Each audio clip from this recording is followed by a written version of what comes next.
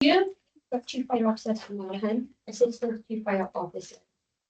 And I'm from just in State Harvard from Audit Wales and Steve Gooding from TLE. We're clearly not the place to be this morning then, but obviously it's still be. There we are. Okay, declarations of interest. Is those noted on the register already from us? Okay, just two quick announcements from me. So, very pertinent to this committee, we've appointed a new Director of Finance, Liam Hull, and he will join the service in the new year. I believe it's February, towards the end of February, isn't it? Sometime then.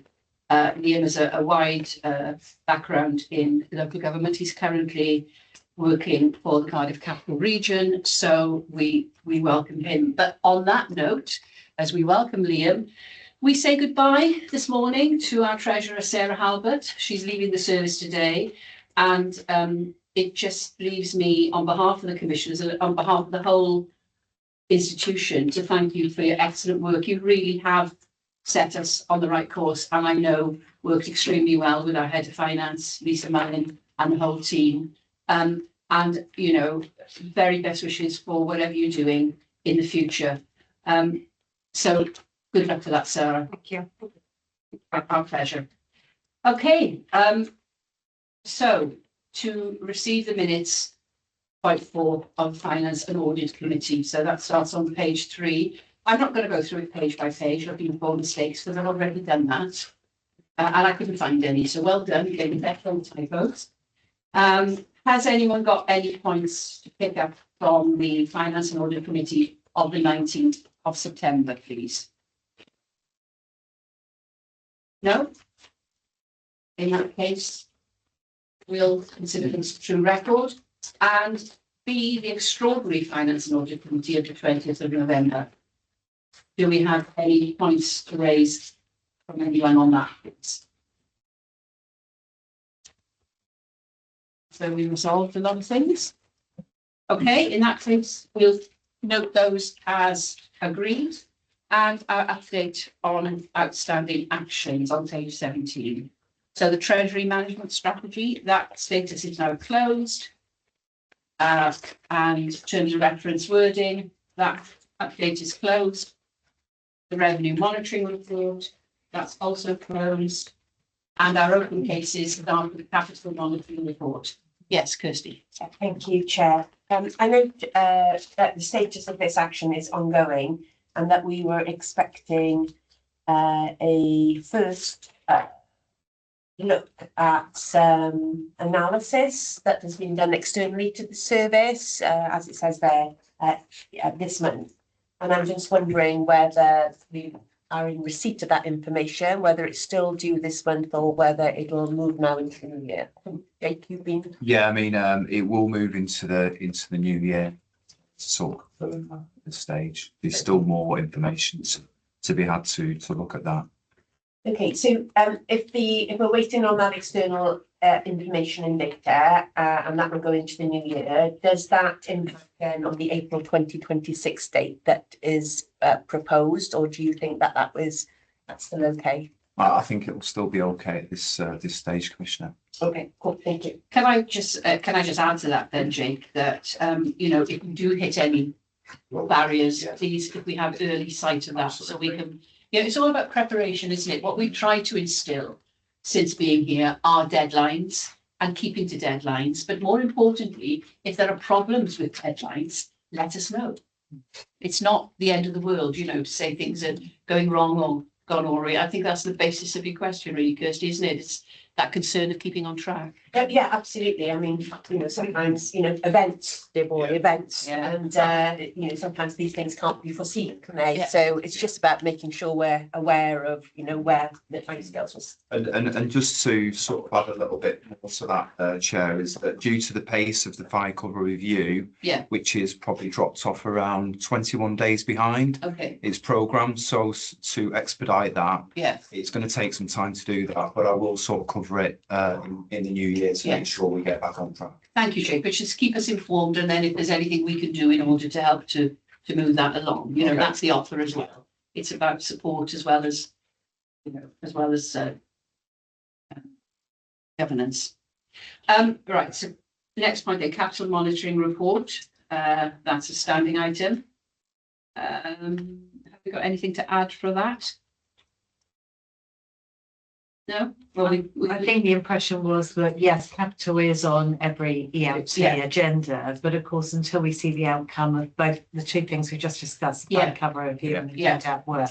Yeah. Yeah, repurposing is not something that the treasurer would certainly recommend at this stage. It's the jigsaw piece, isn't it? Once that's done, those pieces put together, then we can look at that. Okay. In that case then, if it's a standing item, do you think we should just complete this and take it off the action log? Absolutely. Yeah. Yeah, we can take it off the action log. Yeah. And the same, I suppose, with the medium term. Yeah, I was going to say, that's not, that can be completed and taken off. yeah, let's spend our time discussing what we need to. Okay, internal audit update reports. So we got that on point 8, of our report.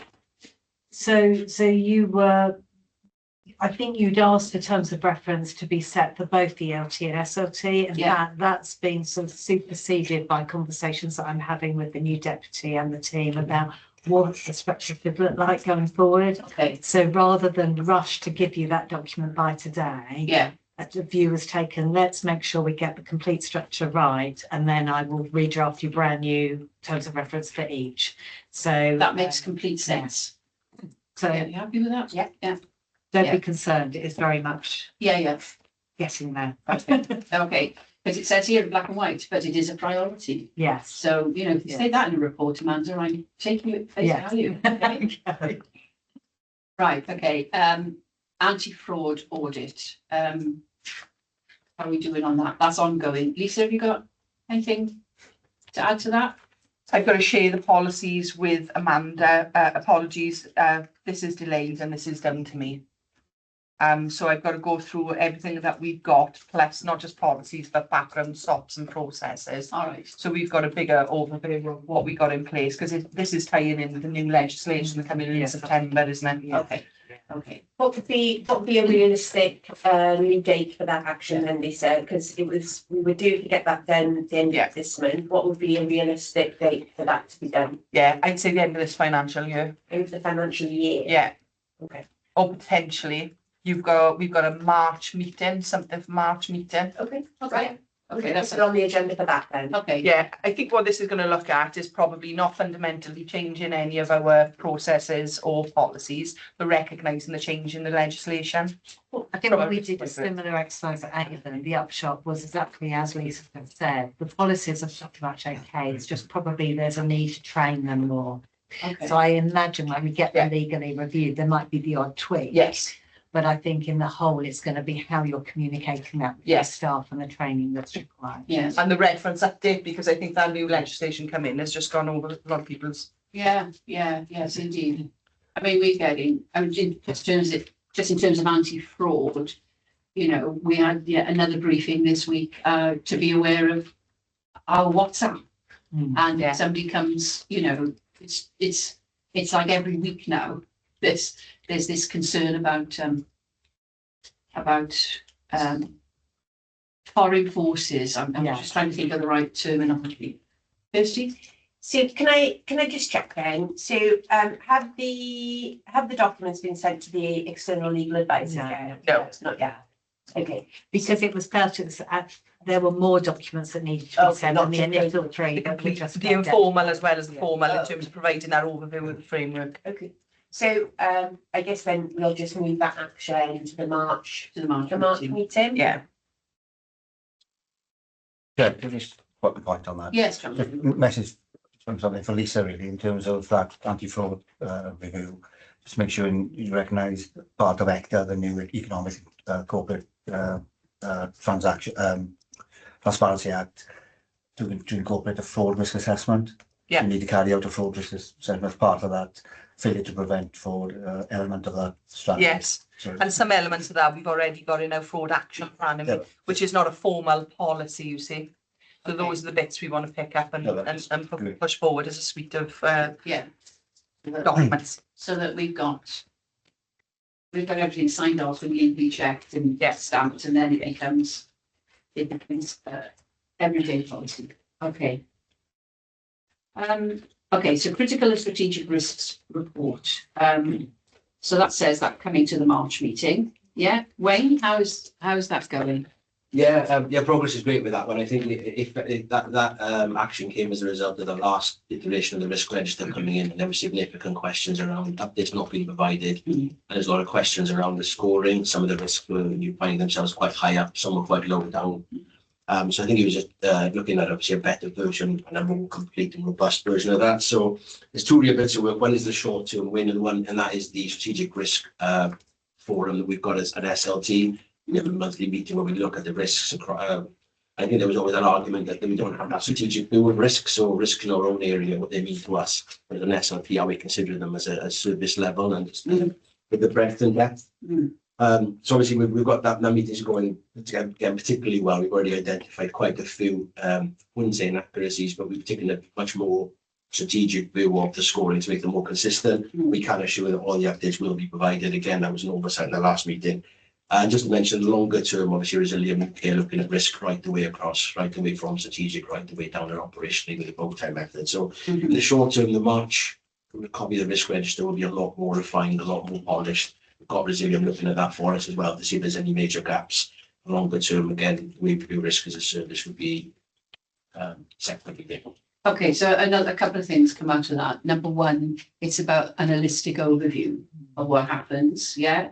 So instead of people working in their silos, that's very important. Yeah. And number two, we expect an entirely revised and much more modern presentation of data and information than we've had previously. Is that correct? I think that's the aspiration we should work with Resilient. So at the moment, so the monthly meetings that Wayne's alluding to, I've been chairing those meetings. And actually, they've been incredibly helpful to deep dive into all the risks. So we do sort of 3 at a time and make sure that the scoring feels about right in comparison with the other risks. So that's ongoing work. But the Resilient work is much more, why don't you completely change your methodology? Now, to have that in place by March, I think is not necessary. It's going to be pushing it because it's a whole new, this bow tie methodology is completely new. We've had one training session on it. They're looking at all our risks at the moment. So I think, yes, during the next financial year, I think that's the aspiration. But I think by March, we will have done the deep dive into a lot of these risks, and what you get presented at the meeting will be much better quality. Okay. And that's what we're looking for. Yes. Because that'll help the organisation move forward in so many ways. You know, it has this risk register has a knock-on effect to absolutely every aspect of our business. So it's important that we get it right, because it hasn't been right up until now, has it, Kirsty? And it's been wanting in terms of, I mean, well, it's reflective of practice at a point in time, and I think the organisation is moving beyond that. Yes. So I think it's one of the chief priorities to change the way we look at this. So I think his aspiration is much more wanting to be sector leading, whereas at the moment we're doing things how pretty much everybody else is doing. Yeah. And the register we brought last time, I think, because we were in that transitional period, there were updates missing. There were some of the risks behind us than you'd expect them. Probably due to workloads and time, we probably hadn't had that SLT view at it. We'd all probably filled our risks in terms of what they mean to us, what they mean to our areas of work. Yeah, so and that's what I'm alluding to. That wasn't appropriate, or wasn't complete, or I don't want to see it like that again. No, I mean, you're right. Yeah. Sorry, and just to add there, just a little bit from a software perspective, we are investing in some software. We're going to trial it as well, because I heard the sort of word data. So that data, which will sort of be converged into the decision and the human decision of making of what the priority sort of lists of risks look like, will be enhanced with the data as well. So we're on that sort of train as we start to move forward. Yeah. I think it might be worthwhile, Amanda, if we start horizon scanning and the new authority, whatever that looks like. I think management of risk registers is really quite not complex, but it is it's not easy, and I just wonder whether to have on the horizon some development sessions for the new incoming fire authority regime around risk registers. Otherwise, they just become a document and that's all they are, rather than something that really helps the governance structure of the organisation. So just something for the radar, really. We absolutely did that at Avon, and it went down really well because it helped them understand the methodology. And so by the time they got the document, it made a lot more sense. So yes, that's absolutely fine. Something to think about for the future. Yeah, no, good. And as someone said to me in a meeting this week, that Jake, data is now the new gold. Yeah. Absolutely. No, I'm with you with that, Lady Wilcox, and we've got the AI sort of forum we've got together as well. So we are moving forwards, but it's the balance of investment going forward, which you're waiting for in the new year. So we'll get something in front of you. Yes, indeed. Thank you. Okay, so the next point is still 15 strategic risk ratio and reporting risk. Okay, so this is all tied in now, and that's for the next meeting. Yeah. We're all right with that way? Yeah. Yeah. Okay, internal audit action tracker. CCTV procedure. That's on the agenda today. That's on the agenda. Okay, that's closed off. Operational training, leadership, personal development academy funding. That's presented in March. We're Okay. going to have a busy meeting in March. Yeah. That's fine. I think the upshot from this item is we're going to have a very busy meeting in March. Everybody's blocked the day out. It's going to be a big meeting, March. Yes, there we are. Okay, so on to our two reports for decisions. So this is the substantive part of the meeting. Revenue monitoring report. And Lisa, please. Thank you, Lady Wilcox. So commissioners are familiar with the format of the report. It provides an update rather than rehashing what we've already brought you to date. The last time a report came to you was September. So we've got a number of appendices here. We've got Appendix 1, which gives you the overview of the budget year to date and forecast with variances. So that's what draws the eye to what matters and where the significant pressures are. You've got Appendix 2, which gives a difference between last report and this report, and what's changed. Infinitely useful for monitoring purposes. You've got the reserve statement. So that's for use of reserves only, because we've got a number of reserves on there for pensions that we can't redeploy elsewhere for regulatory reasons. And then you've got the external funding table there. So there's 4 additional appendices supplementing the narrative in the body of this report. I think the key takeaways, I'm not going to go through in detail, the key takeaways are the last report we brought to Commission was 3.2 million overspent, or otherwise known as deficit. This time we come into you with a £2 million overspent, so it's moved in the right direction. So there's a £1.2 million difference. Now there's the reasons for that are by and large Firelink in a nutshell, right? So Firelink has gone down by 1.8 million. The difference between last month and this month is 1.2. So what you can see is whereas I would have liked to have come to you with £1.4 million overspend, we have eaten into that cash releasing 1.8 million. So why is that, I guess, is now that so what? So at 950,000 is additional forecast overspend on salaries. So at this point, it's still, this information is up to the 30th of September, so that's 6 months through the year. That's actuals to date, and then projections, but the things that we know are going to change. So new deputy starting with us, new ACFO, they are not in the actuals up to the 1st of April to the 30th of September. They are yet to happen, and they'll be in the forecasts. And those things have all equated up to 950,000 additional. Now we know we've got ongoing pressures with sick, so we're running over on whole time. We're about 80 people, because we are saying that we've got a minimum ridership requirement of 5 people on our fire appliances. So to maintain that position with sicknesses and things like that, we've over recruited, I guess, for want of a better description. So I mean, what does this mean for us? You know, you've got a 950 additional salaries, but you've got 2 million and then non-salary elements. 1.8 of that is Firelink. It means that there is mission creep, isn't it, in our overspend position. So what does this mean for us? I think what it means is, going forward, we have to hold the line. That's the job now between now and the 31st of March in terms of financing, but not just finances, activities of the organisation. Yeah. No additional unplanned spend.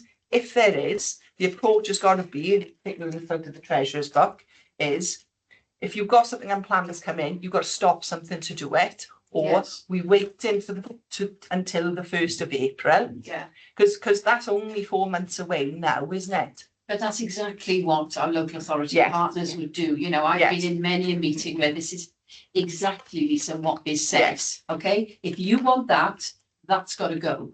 Yeah. Right. Yeah. Those are the choices. So, you know, we must instill that throughout the Yes. organisation because there is no other way with money. The money, you know, there is no magic money tree, is there? There We've got is. what we've got. No, there isn't. So And this is nothing coming else. from our reserves part. And I think to be reserve deployment really is invest now for future cash releasing Yeah. sort of activities that are going to pay back, in future budgets. Yes.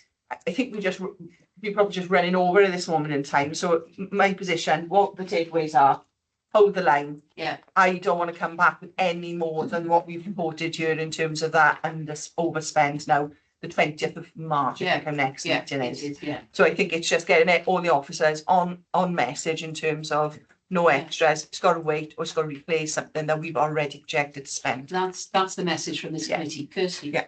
Can I just thank Lisa for the paper and Sarah as well. I mean, in one way, it's good news because the deficit is reducing, it's going in the right direction.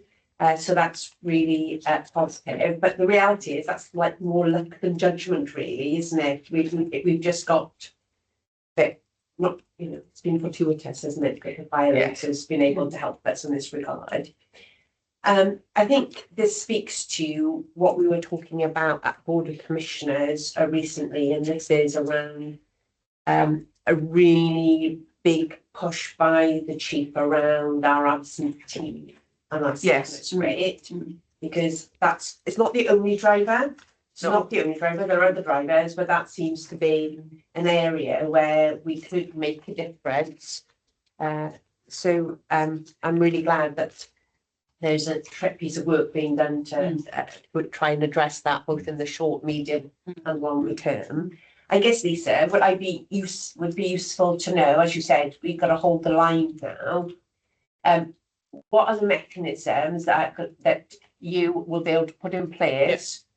Kind of like hold your colleagues accountable now. Yeah. What are you going to be doing between now and the end of the financial year to make sure that the message that you've given loud and clear today is actually adhered to by everyone?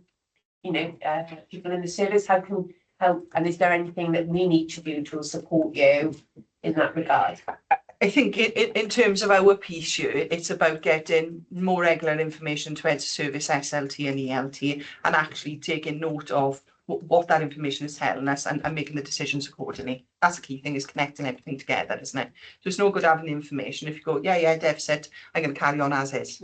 That's the thing, connecting those two things That's something together. we've been chipping away at for 18 months, so isn't it, Lisa? To be Yes. fair, you have tried to do that. One way, straightforwardly, is the message from this meeting is, the commissioners say no more spend unless you can replace it. That's it. Yes. And how we translate that. Amanda, I'm sure you'll find a form of words that isn't quite as brusque as that. But, that's what I say. Yes.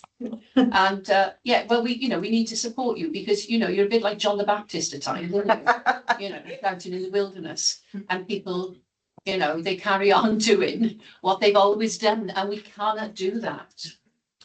I think the other thing that's going to help us, if we put a table in there that shows what the establishment movement is, and take that through the various tranches, because you've got the variance in terms of financials, you have got the variances there in terms of staffing absolutes. Now there's a number of additionals that have already been signed off there, isn't there? There's things like additional CFO, a PMO, for example. We've done quite a lot throughout this year, actually, when we Yeah. look at our improvement work. Yes. So some of that is expected, isn't it? It's the unexpected bits that we need to iron out. You know, some of that we said, yeah, it's going to push us over. We're comfortable funding from reserves on that. So reserve spending was always going to occur this year. Yes. But what it can't do is move indefinitely. Yes. That's what we need to manage now going forward. So Yeah. I think it's that more information in every possible forum, and also making that sort of making us all accountable and putting that as an extra appendix in the report when we come to 20th of March. And people having that awareness. Yes. You know, it's that lack of awareness Yes. sometimes. I don't think people, people don't set out deliberately Yeah. to it, but it's just that sense of, it's the whole organisation. Again, it's another example of an holistic view, personally. I think the point that Lisa makes is, some of this expenditure. Yeah. We've made deliberate Yes. choices Yeah. because we see the contribution that makes to the overall health of the organisation It's worth spending. and our ability. Mm. And the bit that is the concerning bit is the bit that we haven't planned for, we haven't thought about, Yeah. or it has arisen unexpectedly. Yeah. I think that's the difference. That's Yeah. the difference we've got to It is the make. difference. Yeah. Some of it, we have deliberately taken those decisions Mm. with a view to what it will achieve. Yes. It's the unplanned for bit that is the bit that should really concern us. Yes. So I will detail the resources coming forward. Sorry, Deputy. Just a quick question. It's a bit of a tactical one. It might be a conversation outside, but it's quite interesting to see the difference between the establishment figure and the figure that we actually have. Yeah. Do you have a cash, is there a figure you can pin on that? Or if not, we can talk after, but. Yes, there is. We've got an agreed establishment. So, but have we got an agreed establishment over what our normal establishment? No. That seems like that's a quite significant portion of that overspend is from over establishment. Yes, yes. So for example, we've got an agreed establishment. Yeah. That would only change if a public report comes to authority for them to agree, because that is committing the organisation to expenditure for longer than a 12-month period, which is our funding year, isn't it? So if we only get annual funding, if you put in place a permanent employment contract, that goes beyond that 12-month period. Yeah. So anything above that agreed establishment needs to come through you via that reporting process. But I guess the other thing is the temporary spend, which is adding up to some of this picture here, that can be agreed without a paper coming. Sometimes it's included, sometimes it isn't. I think the areas where that most takes place is, I think, there's support for the chief in terms of the chief of staff, the additional support that are taking place in people services to push through the recommendations. I think there's a discipline there that needs to be added, which is where this transparency of the information will come from. Whereas if you said the peak in the work is this resource needs to bottom that out, it's actually starting and then finishing when you said, rather than letting those things run over, isn't it? So being very clear about what you're getting in, what's the reason why you're getting it in, and actually stopping it when you said you're going to stop it, unless something else has arisen. But presumably a large proportion's operational as well. Yes, it is. That's the biggest part of our overspend. That's perhaps something I'll pick up with you Yes. outside the meeting, but I'm quite Please interested do. in that part. Yeah. Thank you. And we're very interested in how we can cut that in order to, so we live by our means, because we can't go back to local authorities and ask for more money. This is interest, isn't it, when you talk about the overspends in the various staff categories. So you've got a summarised picture there. We're talking about whole time. We know what the picture is for on call. It's very difficult. They go out the door as quick as they are coming in. So and those things address each other, so to speak, and we come to you with the final position. I think given the budget strategy going next year, we've made some decisions on structural changes. That's going to be something that we want to have the luxury this time next year to use in our arsenal. So the greater discipline is required with next year's budget strategy in action. Well, we've tried and do as much as we can while we're here, Lisa. And that applies to everybody in the organisation. Yes. Yeah. Nobody's. No, from the top down, no one's immune, because what you will have to recognise next year. I mean, we don't know what the actual timing is in terms of governance, but that is going to add to your strategy and your workload next year when you have a different form of governance. So yes, to be aware of that, because you're going to inevitably have to bring people up to speed in whatever and however you do it. In terms of going through the report, page 26 to 27 set out the staffing bit. And go into more detail describing the picture that I've just given you, you know. Yes. You've got that there. And then the non-staffing areas. There's some bits are quite volatile and are very difficult to control. And I'll give you an example. 11th pensioners, some of that's medically driven, you know, there's no choice in that. Yes. But I guess that's the value of this information, is being able to take on board what that additional burden is and sort of flexing then in year something that can drop off to support that. Yes. Because we won't always have reserves to tap into. You've got the piece there on filing. Commissioners are well aware of that, because of course that's featured largely in our statement of accounts at year end. Yes. And the contingent liabilities we've put in there.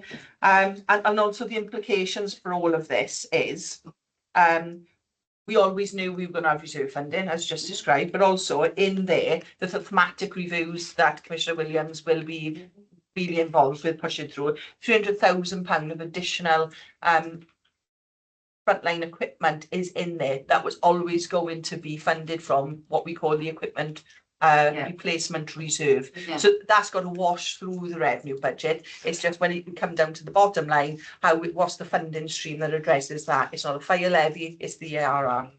So that's the bit there, 1.7 from change management. And on that, Lisa, it's really important to note yet again in this meeting that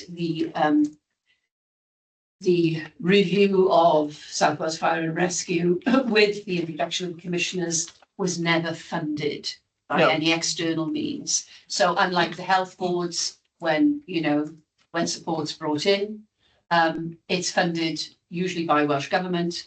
There hasn't been no extra funding here. So everything that we've had to do and changes that we have had to make, we have had to fund it from our base budget. Yes, totally. I think the only other thing I'd like to say in the report is it doesn't contain the full impact of agreements on the extraordinary reports that came to the 20th of November, not knowing which way you were going to go with some of those things. Okay. You had the governance review of, the target operating model, professional standards unit. Some stuff is in there. You'll see there's reference there to the fire cover review software, resilient as Wayne described. Some of that in, there's 113,000 in there for that. But the full hit of those things, which come in excess of 300,000, not quite reflected in there to the fullest extent. So basically it's current position, any agreements that have come through on the extraordinary position, and next month I'd expect no movement, and the only movement I that would be tolerable would be a downward movement. Yeah. Right, anything further from anyone else, please, on this? Okay, in that case, we note the report and agree it. So, while we're still on the money, it's now capital monitoring. So there's not much change between September and this one, so I'll keep this one brief. Commissioners will be aware there's a £15 million budget available. That is made up of both slippage from last year and in-year budget allocation. So the forecast has dropped by some 400,000 between September and now. And the main reason for that, it falls in property, and the two areas are the equality, diversity and inclusion work, and also the on-call package of work. Now, both of those things are on hold pending the CRMP. Because we don't want to invest major sums of money until we know exactly what we look like. Exactly. The only thing pressing ahead in terms of property at the minute is new in. And that narrative is provided there on page 40. So the demolition of that is continuing until potentially February, and then we've got some remedial works in regards to the PFAS chemical, those forever chemicals that we found on site there, with construction taking place around spring. Small updates there on the movements in the vehicle replacement programme, IT and joint public services. But other than that, nothing massively occurring there. Also on page 42, it talks about how that additional, that overspend is funded. So the gross overspend is 2 million. That's offset by 1.2 million of grants, and then 357 of overspends reprioritised to address some of those areas there. And that's really it. It's quite a short report. So it comes out at less than £500,000 then. So, yeah. Yeah. Addition. Okay. Kirsty. I know.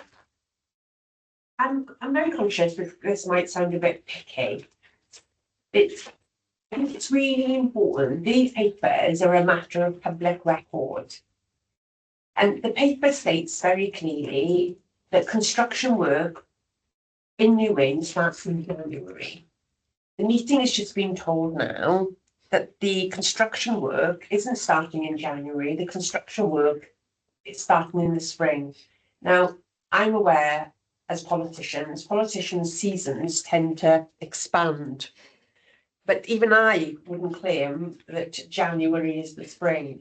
And I just think it's really important that the papers are reflective of the position that we're in. Otherwise, we're potentially inadvertently misleading people who may read the papers but not be party to like the discussion in the meeting. I think it's really important that papers come through with the accurate position, unless something dramatic has changed since this paper was written.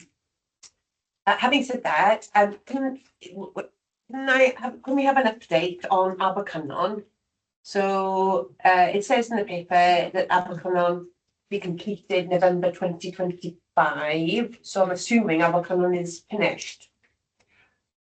I'll get an update for that. It should be finished, but I'll get a definitive position if there's anything left. I don't know what stage they could be finished and then snagging, or the snagging could be finished. So I just want to get a definitive position on that. Yeah, as I said, I just think it's really important that papers are an accurate reflection of where. And again, my goodness me, construction doesn't take much, does it? It's the finding the chemicals that can put you out of kilter with your original plan, and capital projects are notorious, aren't they? Or finding a ship in the mud when you're building a new theatre. Well, you'd be going some to find a ship in the mud in New Inn. Well, You'd be really going something to find a ship in New Inn. I didn't think they'd find it in Newport, but No, I know. But so, but I just think it is really important that They take that away, Commissioner Williams. Cool, Thank you. perfect, thank you. No further questions for me. okay, thank you very much. Okay, I've got nothing further on the capital monitoring report. It all seemed very straightforward. Other than the points that have been raised.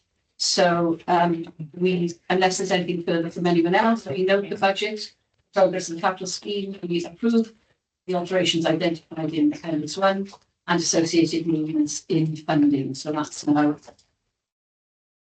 done. We now move on to reports for information and assurance. And the first one is the internal audit update. So is that Jonathan? I'll hand you over to Lee. He's going to do the cover report. Thank you, Lisa. Thank you, Chair. 6 audits to report at this meeting. All 6 have been given reasonable assurance.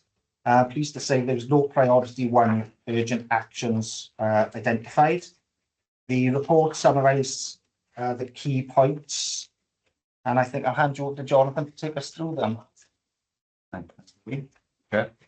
The first report is the payroll co-op HR pay award and month-end payroll processing from 23-24. As Lee said, this is a reasonable assurance. I just take you through the key points, the key saving points. All the recognition to be accepted. Just the one key point to come out of the review was throughout the audit, I think it was identified that just discussions with staff, there was issues with the system, and it's become the norm to accept that. So I think it's a case of a recommendation around look at the contract management in relation to the HR service. That was the main point that came out to the review, really. What does that mean, Johnson? I think. Oops. on page 56. Yeah, sorry, yeah. Yeah. I see in a bit, yeah, just in terms of the management, the contract manager of the actual service, the ownership of the contract and how they monitoring that and identifying issues in the system, how they managing that as part of the contract management, regular meetings and identifying issues and taking that forward as part of the contract then. So they need to do more of that. Yes, yeah, to take the system and the issues they're having with the system, how they're addressing that and how we, moving forward with it and reacting and taking those, developing those issues then. And how are we assured that that will happen? What monitoring do we do? Lee, Lisa, whoever, please? I think you can see in the report that the TIA make their observations clear in the table that you can see there. Yeah. And then it's forwarded then to the relevant responsible officer and they provide that comment, which is basically an action plan the TIA use to manage them against. That's exactly what I was looking for. If they're saying they're going to do that, that's what they've got to do, because you come back and do a 12-month follow-up audit. If that isn't done, then that's when you raise a red flag, Jonathan. Yeah. That's clear, because I'm trying to get to a position where things are easily explainable, because again, in the back of my mind, I'm thinking new governance structure. So perhaps if we are being particularly picky today, what we're trying to do is to flesh things out in readiness, if you understand what we're doing, because they're going to perhaps not ask you the challenging questions we are, because it'll be a new system. So we're trying to get you match fit. Yeah. Yeah. So moving on, Jonathan. Okay, then the next one is the core HR. Again, this is substantial assurance with, reasonable assurance with 2 42 recommendations, 5 43 recommendations. Just take it through the 42 recommendations. Apologies. That's why I use paper, see. I know where I am with paper. Not pre-voted, the first point is a part of the development group, a part of the recommendation be identified back in 2022 about affecting the department, the service as a whole. The group had stopped since August 23, so just a recommendation around resuming those meetings for the group to resume them and take that case forward. And the second point is that we identified as it was no formal prioritization of project plans be developed to support the development of the system going forward. So just the development group to formalise the prioritization schedule for taking that forward, especially for larger projects. So those are 2 key points to come out of that review. Okay. And we're all satisfied now that we will have these action plans and the people in charge will be doing it as we expect. And how will we know they're doing it? What process are we using for monitoring it? Wayne has a audit track. Yeah, we do, yeah. That'll form part of the new governance structure then in terms of progress with audits, XLTs, again, we have that, any activity that you provide us, probably to the stats and risk team, they'll put the action in next to an owner and then copy the this provided, twice a year. Okay. I think Lady Wilcox, it's part of the governance review work which is ongoing. Yeah. Is how often these things should be reported to the governing bodies. Yeah. It's on my radar already. Sure. Part of the terms of reference. Could you, Is that enough? Yeah. Does it need to be every meeting, for example? Part and parcel of the bigger. yeah. Because there's a balancing act between, flooding people with work to do, but also keeping a good overview of what's going on. It's a balancing act, isn't And it? it could just be an exception report, which says Yes. the following recommendations of internal audit are on track, but the following 2 or 3 have slipped, and these are the reasons, and this is what we're doing about it. That sounds a good way of doing it, because you flood with too much information and people can't absorb or actually help and find, what needs sorting. Okay, yes, Kirsty. I think that speaks to a really important point, doesn't it, about monitoring. Because if we look at recommendation number 6 in this report, the previous 4 HR review undertaken in January 22 made recommendations, and the report then said that those recommendations haven't been realised and implemented. Yeah.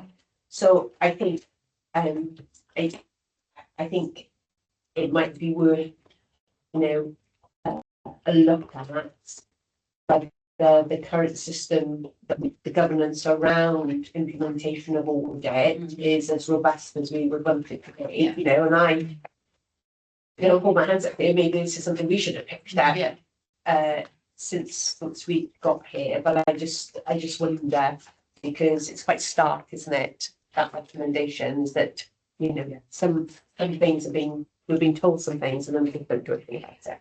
Commissioners have a scoping meeting with the governance review professors, I think next Friday, so week today. And we would very much welcome a list of any issues that you have on your worry chart, if you like. But they're on my radar already. But obviously, please use that as an opportunity to say these are the things we'd like to ensure are covered. Yeah, I think I'm just going to amplify your point, Amanda, that we need to look at this. That's just an illustration of why. And I look at whether we're robust in this area is a good thing. Yeah. Okay, Jonathan, anything further, please? We need.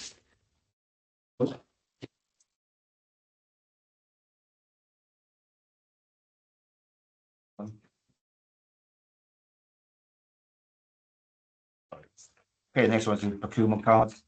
Again, gives a reasonable assurance.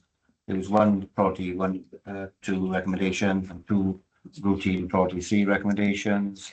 Just the key point really, just looking at the travel and subsistence and travel time procedure was last reviewed in 2019, so that needs to be reviewed and updated. That's quite overdue, isn't it? Yes, yeah.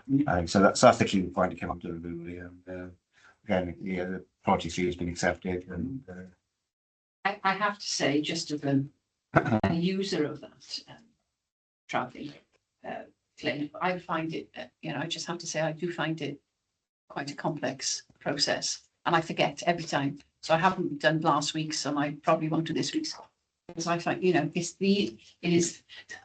done many a travelling claim, and usually written it down on paper, which is, again, my preferred option, but I do find it quite difficult. I would hope, again, back to data, Jake, back to new systems, that we would look at a much easier way of doing it, because I can't remember. Every time I look at it, I think, how did I do it? So are you referring to using the core system to make a claim? Mileage, yeah. Right, okay. Yeah.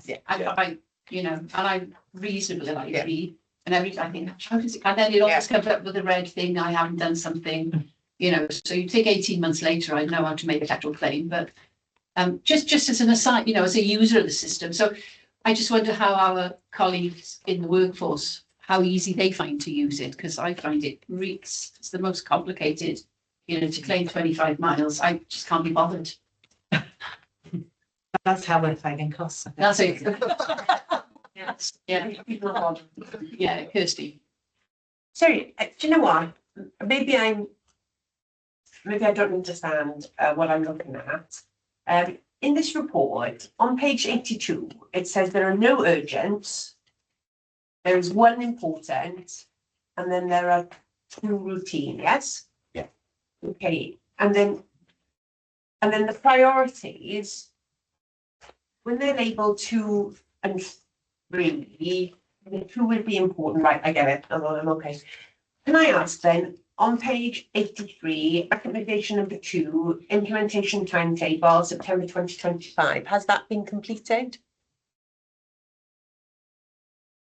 I get an update on that for you, Commissioner Williams. Okay. Don't call her a councillor. Sorry. She'll be really upset at that. You can call me councillor. I was one for 20 years, but not our the Senate. So, yeah, just can we have an update of whether that is actually being done? You're getting used to the new system, CVs, aren't you? You're thinking ahead of who the people are. It feels that is. That point there it's a hangover from nobody in the finance team to do it. Okay. Yeah. So that's why it's taken so long. So in terms of using the procurement card, it's used, it's paid for whatever it is they want to pay for. And that's in the system. Yeah. It's approving it before it gets integrated from the Barclay card software into the general ledger. Okay. That's what that bit is for. And we had somebody look, sort of just signing that off all the way through. Really it's one of the things that dropped off when we didn't have anybody there. So Yeah, I'm sure that it's it's just a position audit. yeah, with you. absolutely reasonable. I'm just, if it says that it was going to be done by September, I'm just looking for some assurance that that was done when it was, when we publicly said that that was when it was going to be done. Yeah. Thank you, that's all from me. Okay. The next one is the promotion. Yeah, we're giving some reasonable assurance with 3 important 2 recommendations, 8 routine policy recommendations. In terms of the priority 2 ones, the first one's around promotions and leadership development framework, still in draft and needs to be, so like the 3 relate to strategies and frameworks that were in draft form that need to be finalised to take us forward on there. So those are the key 3 reviews that came out of the review.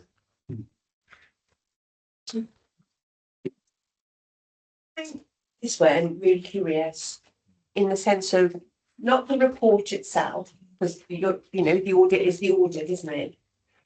But we continue to hear from our staff, do we not, about their lack of confidence in the promotion process. So we've got an audit here that says we've got reasonable assurance around the process, but our staff certainly don't feel that way. So there's a gap, isn't there, between what we're being told about our system by external people and what our staff feel about the system. And I just, nobody can answer that today, but I just think it's a point worth making that, we do seem to have, potentially this kind of gap between a system and how people feel about the system. It's not a discussion here, but I just think it's curious to have that. So you could present this executive summary to our staff and they would provide it. Sorry, Alison. Alison, please. Yeah, just to add, so piece of correct. And we are doing a piece of work around our promotion processes. And through that piece of work, there will be more transparency for our people. And I think that's what they crave. So at the moment, we don't issue written feedback. It's a verbal conversation. So there's no evidence of in writing of, how well or not we've performed. So we're putting some measures in place from April of next year that will provide our people with a lot more transparency around decisions and the process itself. Thank you for that, Lisa. I know that, sorry, Alison, I know people are working really hard on that process, but I just think it's a reflection for all of us really about that view of the world. Yeah, it can't be business as usual when we've got such a mismatch between what's happening on the ground and what we've got here. We've got to. But I think when you try and triangulate sources of information, it's something. I think there is an obvious gap for me here where the audit is showing that we need to finalise those documents and communicate them to staff. So I think that might be the lag gap, because obviously the audit team have seen all of the work that we've done, the draft documents and those key areas. But from a firefighter perspective, we're still waiting for the document and the communication that will make that clear change. Thank you. But it's an important point that, and I think this point actually lends itself to how other aspects of this organisation has been run previously, and some of the things that we're trying to do to implement change within it is that we might have every box ticked in terms of policy, but how are people feeling it? And I think that's the piece, isn't it? Is that we do have to try, and all of us have to try and triangulate different pieces of information. This is a really important piece of information. But if we look at this on our own, we could be lulled into a false sense of security around some of this. But we know from other sources of information that, you know, that the picture is more complex. Okay, yeah, that was a good discussion and some important points. So,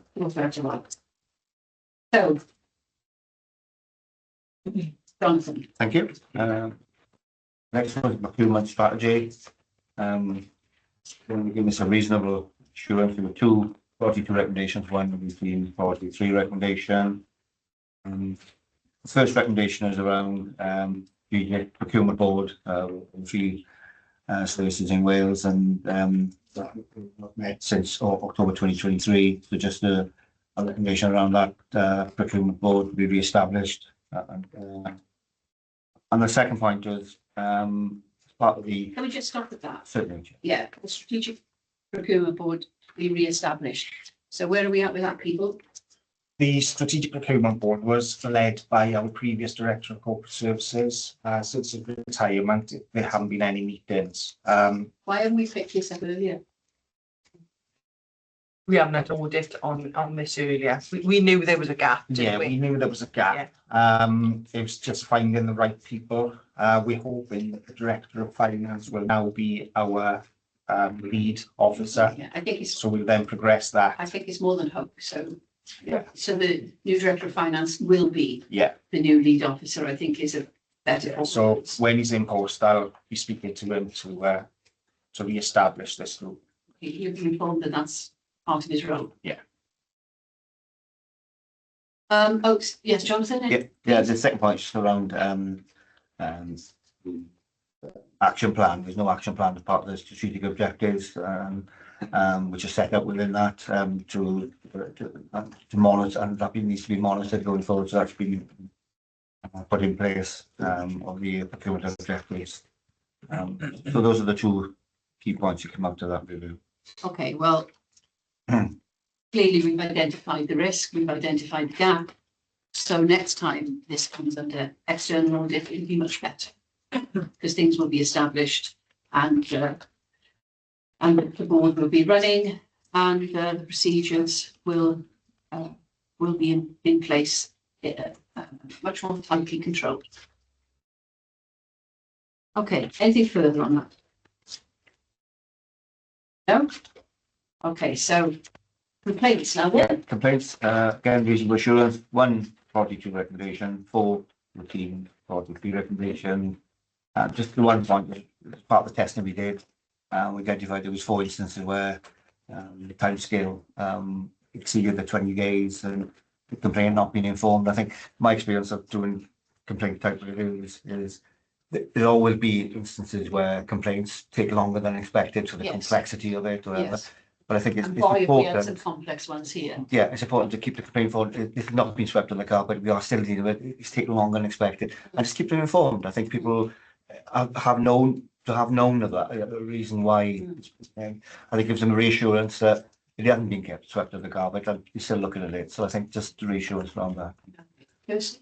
Yeah, so as we all know, complaints and handling of complaints has been something that, you know, was mentioned in the cultural review. We've been trying to work really hard on it. Speaking to your point, Jonathan, I was kind of curious reading this. So it seems to me that we've got 4 out of the 25 that didn't do what we, you know, our policy says that we'll do, keep them up to date.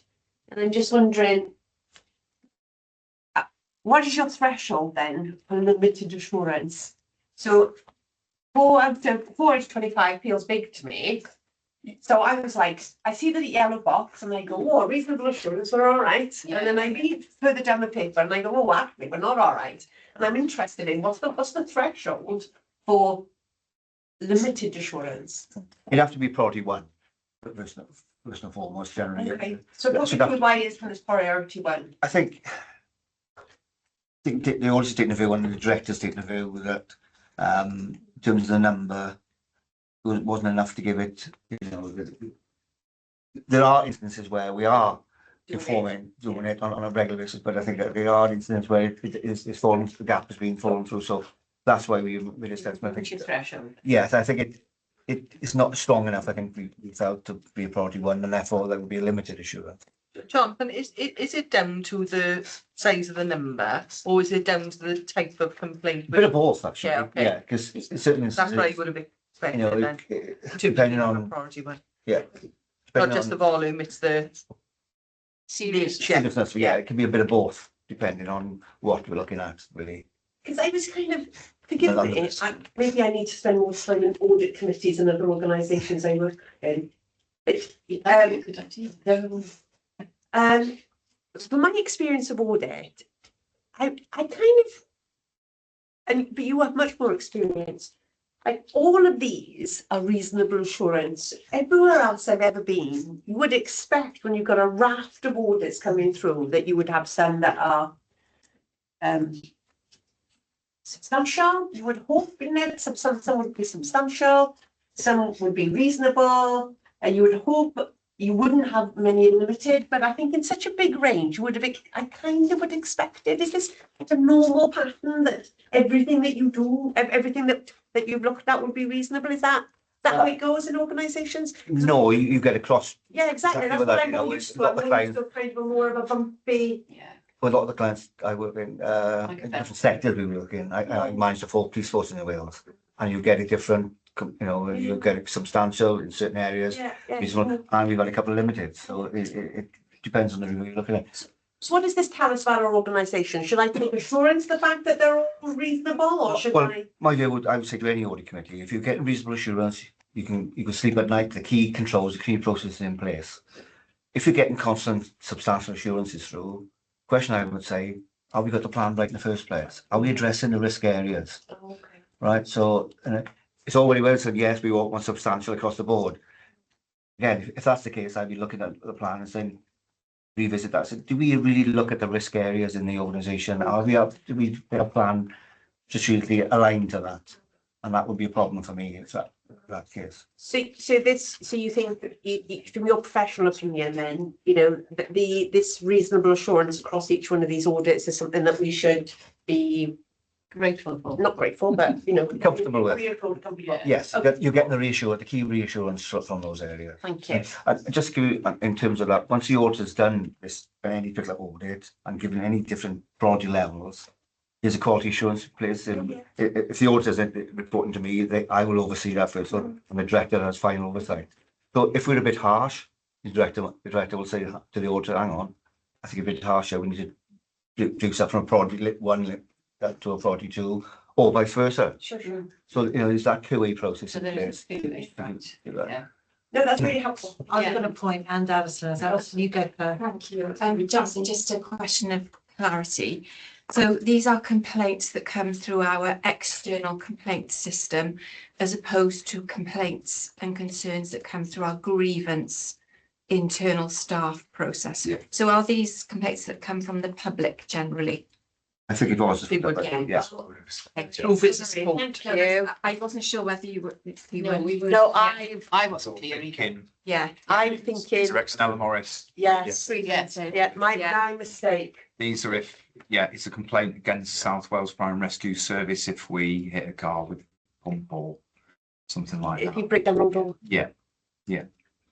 Right. And then just one update on, I had a meeting with the internal audit lead earlier this week, Steen, we had a very helpful conversation about forward planning, because obviously it's part of the governance review again. And we discussed the fact that the audit planning process starts in January, which I believe, Commissioner, I think you were part of last year. But obviously we need to that's key in getting the subjects right for the coming year. What we want. Absolutely. So we've already started those conversations. The slight confusion is that at the moment audit falls under finance, so it's a conversation I need to have with the new director of finance when they arrive to say which bit of it do you want me to help with, and which bit of it's going to sit under finance, because a lot of the audits do cover finance but not all of them. It's whether we need it's not organisational coverage really, is it? You'll always have financial management in every single animal plan. Yes. The money. And stations is another core part of our business, but as Amanda says, everything else is quite cross-cutting. Yes, yeah. So now you've set me off down another rabbit hole. You, I would. Now you set me off in another rabbit hole because, gosh, we've been so focused internally, haven't we, as an organisation? Our focus has been so much, isn't it? Like internal. Yeah. We haven't thought about external.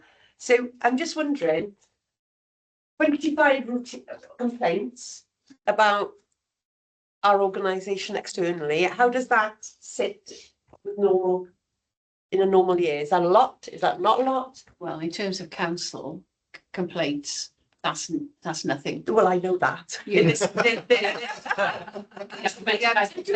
More than 25 on my own. This is an area that falls under which you'd have an officer would new reporting to you on this. Yeah, I do, yeah. It's so this again, I think one of the recommendations here is about reporting more frequently, but there is an annual report that does come in. I think on an annual basis we'll get around about 100, I think it is. But when you look at them deep down, we look at things like trends and any common concern and common areas, but like Jake mentioned there, they tend to fall into very similar categories. They tend to fall into dangerous driving, they tend to fall into things maybe around personnel and how they've delivered some of the work. And they tend to fall around things like firework, bonfire night and things like that. You'll get a very similar complaint in. So they are almost sort of, they do get looked at and they are monitored. The number this year isn't jumping off the page. They're relatively consistent. They do fall into those certain baskets. So it seems to me, when as we're working on our performance dashboard for the entire organisation, a number of complaints and whether we resolve those complaints in a timely fashion would be one of the things that you would expect to look at. It is one of them. So we had a day-long meeting yesterday around the measures, and one of them, again, our service level expectation is 20 working days per complaint. So in the acknowledgement letter for a complaint, we would say we want this in 20 working days, or let you know, and the measure will then be presented result in 20 working days. The difficulty with some of these, I think, is once we set up lead investigating officers with some of the complaints, it's making sure that actually we get an update from them around whether they've resolved it locally. But sometimes they pick up the phone and it's just then closing the loop around. We'll formalise that with a letter just for the audit purposes, because again, similar complaints, people do just one phone call, they want reassurance, so they want to visit. But we'll do the visit. It's just making sure the loop is closed then around that coming back centrally and having the audits unit check your auditors will have checked that a little bit, but then obviously the ongoing cases and the ongoing files, and somebody this will get a letter as this. We can sort of have an email, but just at the end. Yeah. So what you would expect from you? So you might have like early resolution, isn't it, or something that is escalated and actually goes through the process. So you'd be wanting to measure overall number of complaints. Then you'd be wanting to look at how many of those complaints were dealt with by early resolution, how many of those complaints actually went into the full process, and then potentially you'd want to look at how many referrals we've got to the public service ombudsman. Have that figure is very low, but I think complaints process, we do an initial pass, we'll then say, would you like an internal review? Then the internal review, and at the bottom of that would say, if you're still satisfied, please refer to public ombudsman. The ombudsman notifies them that they received it. Yeah, I think I get the process. I'm saying like those are the kind of stats that you would expect to see. And I think, Commissioner, when you're briefed on the draft KPIs for this performance scorecard and the framework that sits alongside it, that's one of the categories. But what you'll find with a lot of them is they then drop down into subcategories that this body wouldn't necessarily see, but the service monitors and more detail that sits for that. So you'll be taken through that on being this system. It's a very impressive system actually. So I think that you'll get a lot out of that. Right, sorry, I've taken, sorry. No, but just one of the learning points we had in the council was when we would write to people. I was always very concerned that these letters were very formal and, of a formula and they get the same, and so I insisted that people had personal advice. The officers weren't just, chucking out the same things, because that annoys people as well. When they get something that obviously they don't feel that they've been listened to. And that's the key to all these things with complaints, is people need to be listened to, maybe to be responded to pretty quickly. Yeah, and our officers are excellent with complaint management of that personal attachment. They can do the personal attachment, the own interest, so they'll make the call and they'll spend the time having the discussion. But they just need to note it. Exactly. Okay? Or as somebody told me once, many years ago, keep a record, love. Yes, I've done it ever since. That's why I've copied people in my emails. There we are. That's the, that's what, was that the last one? I think. No, I it is. think the summary report. Oh, summary, yes.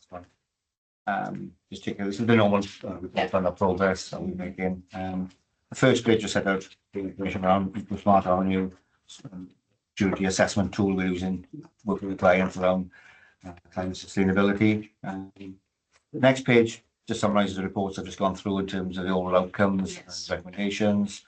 Below that, we use no priority one recommendations to draw your attention to. We know frauds brought to our attention since we last met. Then to Appendix A, the key part of the report. Soon as most of that's all done now, the follow-up, waiting for the follow-up report to come that comes back from the organisation. Once that's back in and finalised, 23, 24, and 24, 25 will be complete and out of the way. So what ideally we want to see now before the end of the year. Yes. Appendix C, where we are on 26, making good progress there. Green and some reference to what we completed. I've gone through the pinks to set out reports we provided organisations. We've done the work, completed the work. So we will come back on that, and then the rest of the work's planned in for the year. So it's good progress being made in terms of the plan 25, 26, and where I expect it to be at this stage. But we're on course to deliver by the end of well before the end of March, which is where I want to be. Yes. With it. So so and then Appendix D just sets out again reflector links to our website and articles and time briefing notes, fraud alerts that we provide as part of our audit value. Yes. So So that the organisation can refer to this and use these reports as good practice or count. yes. Changes or whatever. Yeah. So hopefully, Chair, by the March meeting, I'd like to see the 23, 24, 24 dropped off completely, so you're in a better position then. And that's making good progress as far as internal improvement going forward. Yes. Thank you very much for taking us through quite a number of reports and answering the various issues that have been raised. Is there anything further before I close this part of the meeting off? No? Okay, Jonathan, thank you very much indeed. You're welcome. And we now move on to performance reports received from performance indicators quarters 1 to 2. I've got Dean. Yeah, so Lady Wilcox, I think he said it's a project, he's unwell. He is unwell, yeah. So I've just given Wayne the nod, basically, and Wayne's going to do his best and present. So apologies that we didn't have much notice. No, of course, things happen. Well, thank you. And like I said, my team will put this report together, so at the very least, answer the questions on the data. If I can take the information away and get you the answers. So, as you know, this is a quarterly report this committee gets where we look at the 7 strategic key performance indicators set by the government at the start of the year. We review the performance of all 7 against the projection that we in-house put against each one. And we also review it against the previous performance notice. The projection is also where we want to be, but we do still look at what we did for the quarter. So it's a really high level summary. So one of the strategic performance indicator performed worse than the previous year, but better than this projection. That's the dwelling place confined to room of origin. That projection is set at government level. The 2 strategic performance indicators performed better than the previous year, but they did not meet the projection at the beginning of the year by more than 5%. Okay. That'll be the false alarms and the traffic collisions. 4 strategic performance indicators performed worse than the previous year and didn't meet the projection set at the beginning of the year. Which is probably where we'll dig into next. So the total number of fires was higher than the number attended in the same period last year and higher than the projected outcome. As you can see, that one is considerably higher, and it's 19% above the projection. And if you look down at the information on page 145, it tends to be increasing across the board. The one that jumps off the page is the number of deliberate grass fires. So deliberate grass fires being 300% more than the previous year. I'm guessing that would have been weather related. So going from 259 to over 1,000 very much accounts for the number we are above the projection. You then look at the number of false alarms attended. Again, it was lower than the number intended during the same period last year, but higher than the projected outcome, and that comes a lot from the automatic fire alarm thematic review work we've done. So I think we look forward at that work being implemented. We obviously had high hopes in terms of the projection. I think what this indicator shows is again significant progress has been made. Looking at being that much lower down than we were the year before. But unfortunately, again, we didn't quite meet that projection. But there's no surprises there. Being 20% down on the previous year is a win. And again, I think that number will continue to fall, particularly as we see the improvements in our response to the EFAs. On that point, I do remember Dan Stevens saying to us, yes, they've gone down, which is good, that they will go back up again. So, his prophecy seems to have come to fruition. I think the 40%, 47% reduction in automatic fire alarm, probably round about where we had hoped. I think in the top of my head in the meetings with the thematic reviews, that's round about in the 40s is what we'd hoped the initiative would improve. You'll notice there's the good intent false alarms and unfortunately process indicator up. And I think that tends to tie into a grass fire season. So what you'll have a lot of the time is you'll have members of the public calling in when they see fumes of smoke. Yes. And actually they're either controlled burns that we've already known about, or actually they are sometimes just general smoke, whether that's again, like I said, controlled burnings or controlled bonfires and things like that. So I think that 37% increase in good intent false alarms is probably taking a bit of shine off the good work of the AFA project there. So that 47% reduction in AFAs probably is in line with what our initial analysis showed us. So that win, it's important to keep that win there. And it's not that, unfortunately, with this one, like I said, that grass fire total above, you get a good feel that actually the phone would have been ringing down for a few years with multiple calls and repeat calls. But picking up a point from that same graph, look at the hospitals and medical care, an 87% reduction. I mean, that's really significant, isn't it? Yeah, it is. Like I say, it's almost unfortunate that grass fire season has hit us in the middle of this. And I think some of these indicators, this is what I hope to be able to show you in the dashboard that we use in house, is that the real merit of this one is going that one level within and looking at the types of false alarm, because you saw an example there of being able to lose a really good win in about a different instant category. So the work we did yesterday, that is to have one level in, I think, where you really get to understand the work of projects, which I think is really useful. The number of road traffic collisions was lower than the number of units in last year, but it was higher than the projected outcome. Again, this is when we don't have huge amounts of control of this one, not being the lead. I think the important one here, though, is the extrication release of persons have gone down by 10%. They're the ones we really keep an eye out for because they are the more serious incidents there. The number of serious injuries has also gone down in more traffic collisions, which again is a bit of a win there. So again, I think that's the thing. We perform better than the previous year. It's maybe looking at the projection, I think it's a bit too finished with that one. Hopefully we have. But the number of the special service calls then is higher than the number attended during the same period last year, and higher than the projected outcome. When you look at these again, these are anything that don't fall into the fires, false alarm, and low traffic conditions category. You'll notice that it's the number of assisting other agencies and bariatric rescues have come down. It's the other rescue release of persons which seem to have gone up by over 50%. Again, I'm not 100% sure where that would have come from, but that is where a lot of that increase has been increased. We've got some additional hazardous material incidents, but again, they've all, again, some have come down and some have come up in that one, so it's a bit more tricky. Why?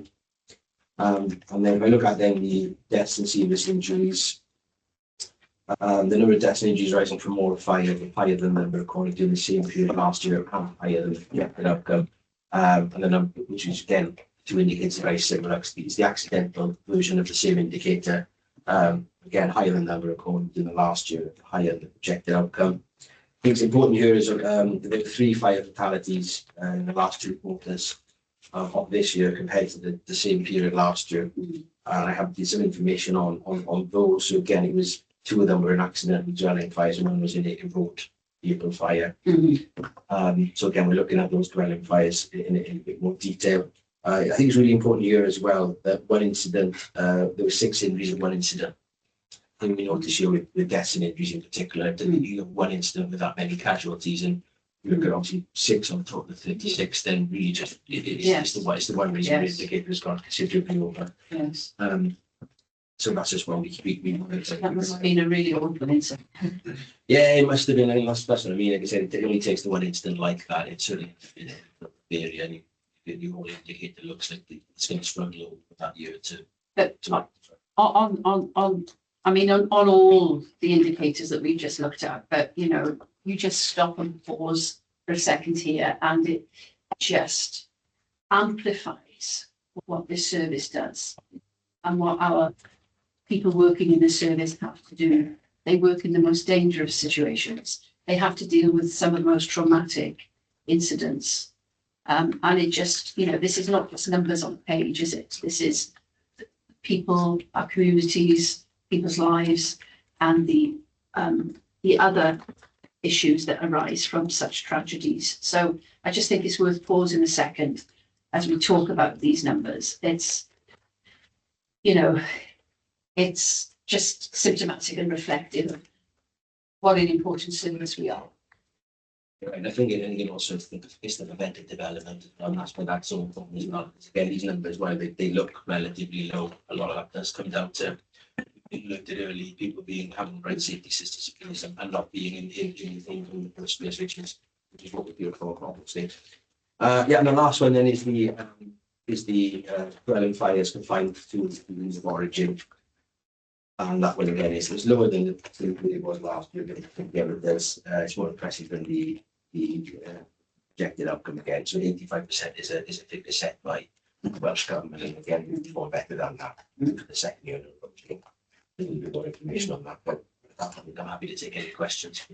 I'm going to pause a second, and before I go into questions, and Kirsty, I'm going to throw a line to our new deputy, and put you on the spot somewhat. How would the professional arm of the service, so that's yourselves and others, how do you decide what your targets would be? You know, because we're working to targets here. Yeah. How can you possibly examine or anticipate? You know, when I was a teacher, I could give a reasonable account of who was going to get a grade C or above at GCSE by the work that had been done. But how on earth can you do, you know, road traffic accidents, house dwelling fires? I mean, how do you do that, Adam? That's a good question. I think so. In terms of a lot of the community focused ones, the one thing that I think we're missing at the moment is this CRMP work that we're doing. So the in-depth analysis of all of that, and that's everything from how fast we commit to getting into a fire, you know, setting our response standard, you know, whether that changes within demographics, all those types of measures. I think we need to do the piece of work and really investigate through the work that's going on at the moment in our CRMP and set our stall out in that. So we can, you know, as an interim, we can benchmark, you know, we can look at other UK fire and rescue services, see how they're getting along. We can look at previous data, which I know is going on at the moment with some of the fire cover review modelling. But the reality is it's about localism. It's about understanding our own risk and setting realistic targets based on data from the work that we've looked at. So it's a combination of those things, really. But I would suggest the coming off the back of our CRMP work that we do next year will give us a really strong platform to be able to set some really good targets. I think what we're looking at, I know these are the 7 Welsh indicators. The statutory, yeah. We spent all day yesterday going through what we want to put in our performance management framework moving forwards, which brings to life, it includes the 7 here, but there are many that we've supplemented that with to give us a more holistic performance rating of the service. The one thing that we're really clear on, and that we will be very open about, is that some of the targets will morph and they will change because we've not done the work, as I just said, through the CRMP to do that. So without kind of letting that stop progress, we will introduce that framework. We will be clear that a version 2, an iterated version, will evolve from the back of the CRMP. And what we'll be able to do is demonstrate, if we do set a target, where's it come from, how does it relate to you know, the data and you know, what's gone previously, to be able to give us a really good target moving forward. I think that's really what I was trying to get at. Okay, because but again, it's it's such a difficult area, is it? You know, Yeah. you can try and predict pupil performance, but to predict road traffic, I mean, you know, Yeah. who could get out of Wales on Tuesday? None of us. You know, the M4 was gridlocked for 2 hours. I had to go home and get on the train, take the car back, get on the train, because just, so, you know, you can't, and, you know, and on that with climate and weather, you know, the flooding and so on and so forth. Yeah, So you're working on unknown areas, aren't you? absolutely. And seasonal variance will have a massive dramatic effect. You know, we know with climate change as well, it's going to massively influence these figures. But things like the fire fatals and those sorts of figures, we know at the moment they're probably a monitoring statistic at the moment. But it's what we do off the back of those. So, you know, the questions I would be asking outside this meeting are what risk factors, who do we know about the demographics of those people involved? Sure. Yeah. And then we can pick that up with our prevention teams and make sure that actually we know, for example, our stats are telling us these are the people Yes. most at risk, Yeah. and therefore our work's geared at that. Yes. But we've got to produce the framework, haven't we, to be able to guide Yes. what we do in the Yes. following year's work. So, And our local authorities will have a lot of that data yes, of risk. yeah. Okay. Kirsty. So it seems to me, to answer your question, and the CRMP is absolutely critical, isn't it? Because once you know what your community risk is, then you align your resource to address the community risk. Yeah. So, you know, you say, how can we predict road accidents? Well, it's difficult to predict road accidents, but we kind of know, don't we? You know, where our big arterial roads are, where our dangerous roads are. Yeah. So you would then align your resource Yeah. to address those risks. And because we haven't really had a CRMP, you know, we've not done our work. So at the moment, it is a bit of a kind of, Yeah. Yeah. Stick finger. You know, Yeah. to get a sense of where we are. And I feel quite confident that we do know where a lot of our risk is. Yeah. You know, we have done the analysis on the fatals. We do know that those people that have died in our fatal fires were known to services, Yes. not our service, No. but they were known to other Yes. people's services. Yes. You know, we've got a profile Yeah. around gender, age, Yeah.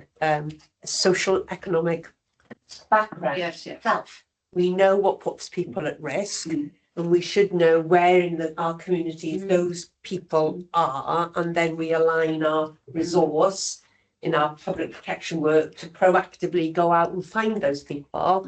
And so that, and then that should be reflected in our. So I think, you know, we've got a line of sight, haven't we, onto how we'll take the service forward. It just needs to be done. Having said that, no. Wayne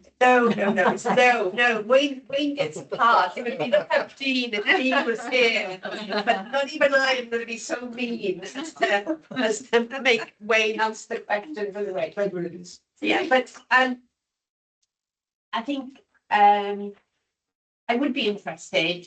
I would have been interested to understand what the other rescues are, because that's gone up a lot, and I'm not quite sure I know what that is.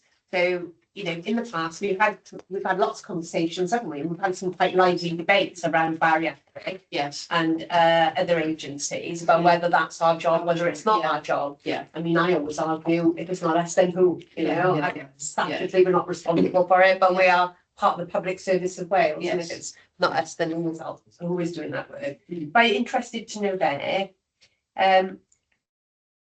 Obviously, we've had a really difficult year with fatalities, haven't we? And we, especially earlier in the year, we did have a run. But, you know, I know that the work has been done to try and identify, you know, the risk factors on that. And we need to make sure that then we align that to our community prevention work. The one incident with the 6 injuries, I think I know what incident that is, and that is a success story for our service, because that was a really, really difficult incident. And, you know, our crews saved lives that day. Yes. Without their intervention, then people would have lost their lives that day. And, you know, I just commend our crews for how they handled that particular incident. But clearly, you know, one death is too many, and we really got to look at what we can do. I'm interested in the variation in performance and finding the rule of origin. So I'm interested that some of our areas are doing this well, other parts of our service not so well, and the difference, you know, I think is statistically valid. I mean, I know they're relatively low numbers, but I think they're statistically relevant. And I just think it's something perhaps to look at, is why we are having that variation. Is that because of the nature of the fires? Or is that deployment of our firefighting tactics? And Mike Evans has done a lot of work in this area in terms of firefighting tactics, improved training. You know, working with our crews. And if Dean had been here, I would have been very interested to explore with Dean why there is such a discrepancy between individual local authority areas. And what does that tell us about more that needs to be done? As I say, it could well be, couldn't it, that those fires are of a different nature and therefore it's inevitable. But I'd have liked to have understood a bit more, because we've put so much work and effort into this metric. Yes. You know, are we seeing a result of the work that has been done? But Dean can send me a note. I can get the team to look at this. This one again there are questions around this indicator in terms of the accuracy of reporting and How accurate can you make that assessment on arrival from the outside? Let's look at right on arrival and stop message. There's a question around the accuracy of how you can and how you know that as an officer arriving at scene. But you're right, we can look into where exactly that's happening, the types of fires and where they've matured past the point before we even got them there. Just to come on that, I don't have the info for South Wales, obviously, but just speaking from a wider perspective, it's very subjective. I think has been some confusion around that what constitutes as limited to the room of origin, as in fire, smoke, those sorts of things, and with that, some of the training that's gone on UK wide in terms of this statistic. And then obviously you've got response times involved in that, rural, urban, how fast we're getting to the issue. So those are factors that I know influence it, but from a South Wales perspective, I think we'll have to speak to Dean just to get to the bottom of the detail on that one. Interestingly, our most rural area has got the best. Monmouthshire, you would have expected response times in Monmouthshire to probably be longer than some of our response times, for instance, It's such a big country. in other parts. So it's interesting that our most rural area has got the best outcomes, and some of the other areas not quite so good. But yeah, I'd be really interested. And it's not just the firefighting, there's other areas around that in terms of prevention and closing doors before you go to bed and those kind of areas. So, you know, I would assume that the more rural areas receive a little bit more prevention activity, so that there might be some links with the wider areas of prevention and protection, as opposed to just the response metric. It might also be indicative that would also be our least socioeconomic deprived area of our patch as well. So in terms of like natural community resilience and the nature of that community, it is our most rural, but it is our most our least deprived community. I mean, Monmouthshire is the only part of Wales that hasn't got a ward in the Welsh Index of Multiple Deprivation. Yes, the only one. The only county in Wales. So that might speak to that as well. And in terms of population and density, you know, Blind Gwent, people together, Cardiff, RCT, you know, that's density of population, and there we are. Anyway, we could. There'll be assurance the commissions as well in terms of projections and targets and things like that. What we've seen today as well is, and as the deputy chief mentioned there, it's about working out what we expect and what we're comfortable with, whether it's got service level of agreements in place and what we've already said on CRMP. I think the key here is as well is that narrative that goes on behind this. So as you mentioned there, we did have an incident that was adverse that did drive something over a perceived projection. So as an SLT, something that it's using the target in the right way, having a conversation, and actually if that win is the reason we've actually gone past the projection, it's not a lose cycle. Actually, that incident itself is a win. So for us, it represents about how we use these projections as well in terms of they should just be driving conversations about what we do and how we doing the best we can. So using reassurance there, that's not going to be a case if that's gone over right terrible. There's going to be an ongoing conversation. Yeah, it's got to be more nuanced, doesn't it? Yeah, and why that's the what it shows us. Which gives reassurance. Okay, thank you. Right, if there's nothing further then, that's a good discussion on that, and that report is noted. Yes. And so back to Lisa, Treasury Management Midterm Report, how are we doing with money? So this is, it pulls together both revenue and capital positions. So this largely speaks to, banking, cash management, borrowing and all those sort of treasury activities. So this is the second in 3 statutory reports to commissioners. Yeah. The first you've had the treasury management strategy for the year. That's got to be given to you before the year starts. Yeah. This looks at the first 6 months of the financial year. The date we have to report this to you is before the 31st December, so we're with you on the 12th. And then you get an annual review then after the year is finished. This just pulls together all the cash in the organisations and looks at the arrangements that we got for managing cash.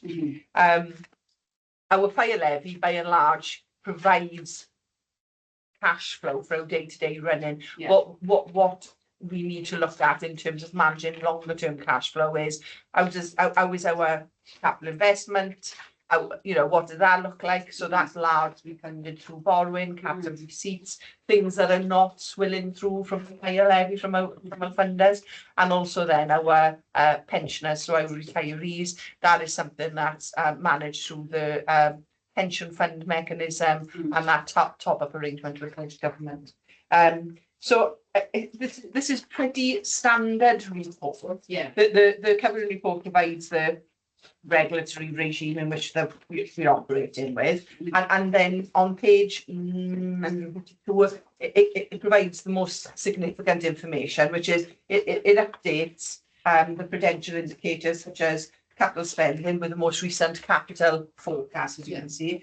That's critical in terms of indicating what our borrowing position is going to be, and what our capital financing requirement is. And capital CFR is the indebtedness of the authority. So it's how much, if we were going to fund all our assets now, what would we need to borrow to finance that funding? And that's effectively what the CFR is. So yeah, that capital spending absolutely drives that. We've also then, in addition to capital expenditure and the borrowing, which we think this provides the framework in which we're going to borrow and undertake our activities, we've got some indicators there in terms of operational and authorised boundary. So those provide us with sort of early warning signals, the operational boundaries of early warning signals. If we come in and above that, we'd come back and think, oh my God, do we need to do a reassessment of where we are? Yeah. Why are we nearly hitting that ceiling? Is it unplanned capital investment? What is it that's driving that? Yeah. An authorised limit is the one you can absolutely not breach. The other important indicators for us are affordability, and this is the bit that joins together both capital and revenue, because you can have there's no limit, there's no hard and fast limit on how much we can invest in capital. Yeah. It's up to us. Yeah. But you've got to be able to afford it through your revenue budget, because the financing costs are funded there. Yeah. So we could have £50 million capital investment, but it's the MRP, so it's principal repayment of borrowing. Yeah. Because we don't get any funding for capital, and also the interest charges on any borrowing that we get, largely undertaken by PWLB, Public Works Loan Board. Yeah. Preferential rates there. Yeah. So for me, in my head, I've got 10% is the threshold that I wouldn't absolutely not go above. When we've got capital financing charges in the revenue budget that are 10% and above, it's starting to eat into other elements then of your budget, and it's a structural budgetary consideration. Well, then. we can't afford it, can we? No.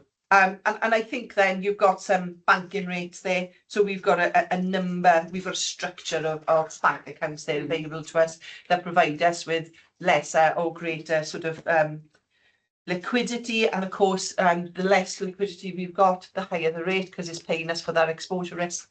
And the more liquidity we've got, it's very, very low, sub Bank of England rate. Yeah. So you've got some interest rates forecast for us. MUFG are our treasury advisors. They're very specialist and they're very good in terms of providing us with that horizon scanning information. We had the guy in, didn't we? Adam, We had a we very had the good person training, in. yes. Yeah, so they provide us with, otherwise the team would have to go out and try and look at how they think interest rates are going to change. You know, You really need that expert opinion in that. So and our local authorities use them as well. yes, don't they do. Yeah. Every local authority will have a treasury management advisor. They'll also have specific treasury accountants as well, Yeah. dedicated to this area. So yeah, there's a view there on what the interest rates are likely to do. Very useful for somebody who's going to be buying a new house anytime soon. And the time of taking out that mortgage. And then page 154 gives you a summary of our borrowing position. So the only other place that we really borrow for other than PWLB is through is Silex. That's an offshoot of Welsh Government, and that's generally for sustainable works, you know, for SOC's pumps, electrical vehicle infrastructure, things like that. So that gives you the overall borrowing position, and then page 155 gives you more detail on the type of borrowing and the rates that we've got there. We've got a really good net debt book rate of 4%. I mean, some local authorities are in double figures there, so this is really good for us. I think the takeaway for commissioners on page 155 is two things. The repayment of debt in the year, you've got a 1,042,000 at the top, and then you've got a £7.5 million chunk there that are repayable this year. Yeah. So it's the first line, and it's Yeah. 1, 2, 3, 4, 5, 6 line up from the bottom. Yeah. That requires us to refinance. Okay. Yeah. So depending on what our cash flow position is, and depending on what our capital investment plans are doing, you know, the pace of that investment. So we've got underneath there 21.5 million new borrowing programmed in. So I think the value is what we need. I think the structure of that is probably what we need to determine now, because I know the Bank of England Monetary Policy Committee are meeting again on the 18th of December. I'd love to see rates come down. We're very much in a borrowing position, you know. So if they come down, it makes our longer term borrowing more realistic for us, because the risk for us is, because we do need to borrow now, and we've probably delayed it as much as we can. You're locking in at quite high rates, but there's only so long that you can do that annual borrowing look, and then you're exposing yourself to bigger sort of refinancing risk otherwise. Yes. Yeah. So we're really keeping an eye on that, but we're going to have to undertake some longer term borrowing there. And what's going to most likely happen is a net debt book rate is going to go up, because any new borrowing now is going to be more expensive than what you can see there. You go 1.02%. Yeah. Lovely rates. That, is it? Lovely rates, yeah. You're not going to see that. You're going to be seeing something around 4.5 to 5. That's more likely it. So that's going to be undertaken in the first quarter of the new financial year, and that just helps us then manage our cash flow and continue where we need to be with the CRMP, you know, more importantly. You've got some bits there on the bottom of page 105 in investment.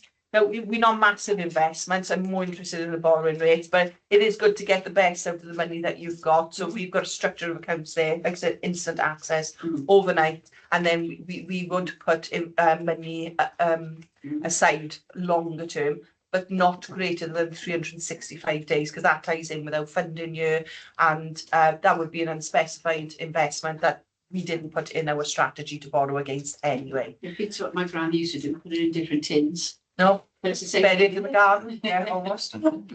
So we've enjoyed some income there in terms of those cash flow. That is a moving piece, and it really needs an eye kept on, and I'm pleased to say the financial accountant is in looking at the cash budget, because cash budget doesn't care if it's revenue or capital, it just looks at what's coming in and what's going out, you know.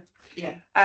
So we've talked about the refinancing and the risk that provides, and what this report ultimately says to commissioners is, against the strategy, how are we looking? Are we doing what we said we were going to do? Are we breaching any limits? Are we, you know, what does the prudential indicators look like? And the key ones for you are we breaching that CFR?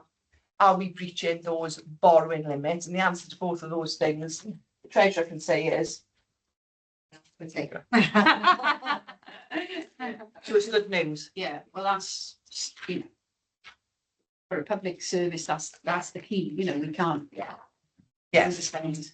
Not in this public service. You've got some commentary in appendix 1, which is provided us by MUFG, and that just provides some contextual information about how the economy is performing, because it can seem like a bit of a black art treasury, because it's all what's happening out there, any trends, any shocks, it's that sort of thing, and what you think is going to happen may not happen, but it's planning for that in any sort of position really, and that's all I wanted to say on that report. Happy to take any questions.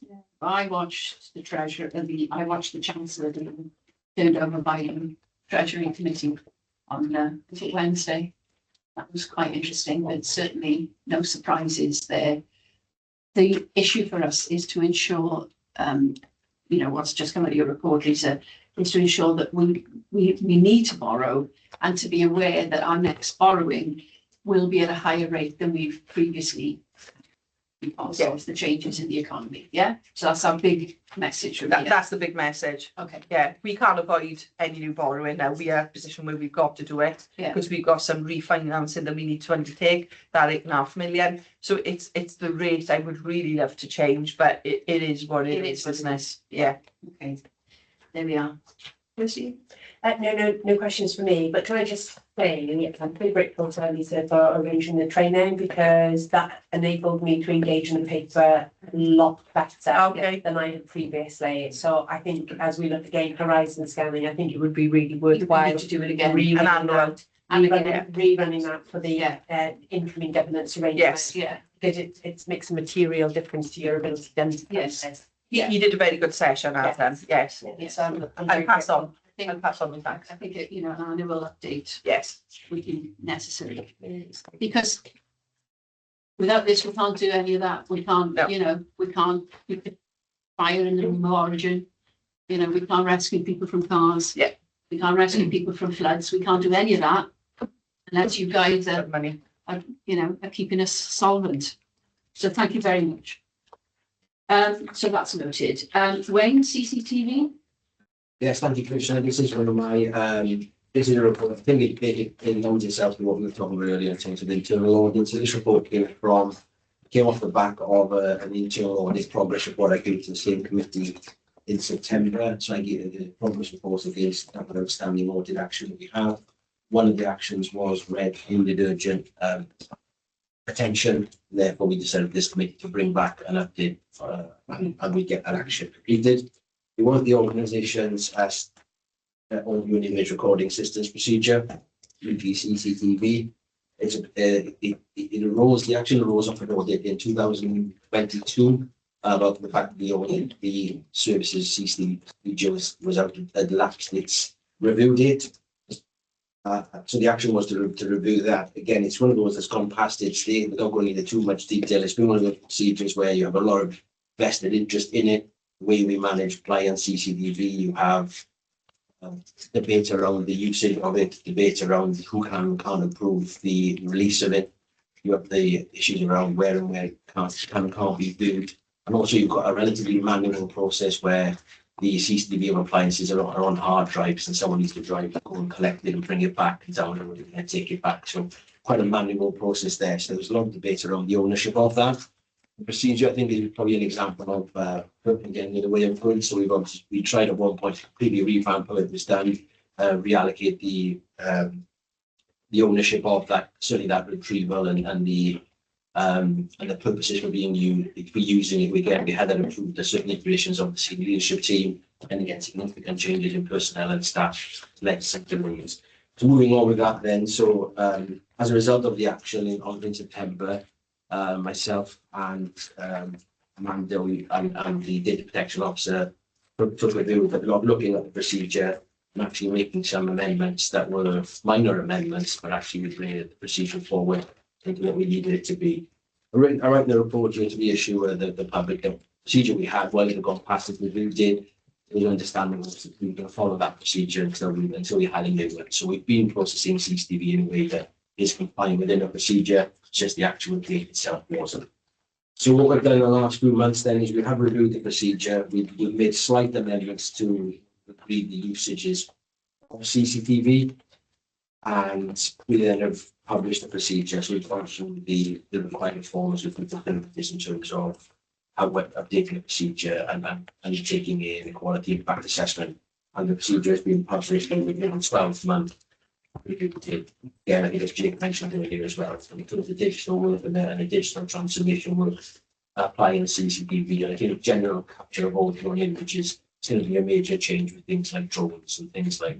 I think again to say the technology in terms of applying CCTV has moved on tenfold since what we have, would be an understatement. So I think the decision was to have an updated procedure where we can clarify the rules, we can clarify the procedure as we are now, and we get that published, to avoid confusion, and then in 12 months, as part of the digital review, and we look at ownership, we look at the process and review this online. So again, there's a delayed process of going through to the policy officer for approval, and all the documents have been reviewed and signed. So it's hopefully just to give assurances to the committee that we're passing. Thank you, Wayne. What we want is assurance that we are doing we're doing the right thing legally, and that we're doing the right thing in order to make the service work better, well, at its optimum. Okay, so it's staying within the letter of the law, but making sure that it serves our purpose. Can you assure me that that's where we're at? Yes. So I've done a legal review of this policy. It wouldn't normally come to this level, okay? This is, the reason it's come to you is because it was picked up at the previous meeting that it was long overdue. Yes. So we've reviewed where we are. We've done a light refresh of the existing policy because we're waiting for the outcome of this digital review and the work development. Everything's connected and everything's organisation. So I've done a legal review of the policy with Christian, who's the data protection expert. Everything in there is legally compliant, I can assure you of that. So what we're doing today, all requests for CCTV, drone footage and everything else is being dealt with correctly and is legally compliant. This will, however, so this is a review light. A proper review will take place when we know how technology can help us and these things can be more streamlined. Because the manual processes we've got at the moment are insane and need to be updated. So just to reassure you that we are on it. But the bigger piece of work, what's going to look like going forward, can't be done until that digital work is done. Okay. Hopefully that gives you some reassurance. That gives me the reassurance that we need. Yeah. Okay. I just want to say thank you for doing the work. Sorry. Okay, well, so that report is now noted, and move on to the forward work plan. It's all moving on. Yes, the usual report you would expect to see later reports. So in March, revenue and capital monitoring as usual, internal audit update reports, performance reports. Again, we will have the statutory performance indicators, but I think the intention is that by this meeting we will have the full suite. We're going to get the performance scorecard and the framework approved by the whole board of committees. So I just look at the timings as to which meeting happens first. But so that will deal with that. Treasury management strategy statement, risk-free quarter report, which we've discussed already in this meeting, will be a better version with all the gaps completed that you were missing last time. Yes. Risk register updated, and then you asked for a report on how the leadership capacity, leadership academy, is going to look going forward and how that can be narrowed up by meetings. So that's why that report's been voted on the end. Okay, that's very straightforward. Actually, we need to add to that as well. Under the heading internal audit reports, I believe that will be where the internal audit plan comes as well. Okay, that's lovely. Thank you very much, Amanda. Okay, any items of business being urgent? No, I don't have any items to report back. No, I don't have any. I would just like to say before I close the meeting, so, Sarah, as it's your last meeting, floor is yours if there's anything you want to say. Oh gosh, put me on the spot. I would like to say thank you very much for all your support. It's been great to get to know people and know the service. I've had a lot of support for both ELT, SLT. Everyone's been very helpful. And after this meeting, I've got cakes in my room. So I hope to see you for a cake. Thank you, everyone. Thank you, Sarah. Thank you very, very much. Okay. Where do you go, Finn? Meeting closed. Thank you. Thank you. They couldn't lie about cakes, I've got cakes.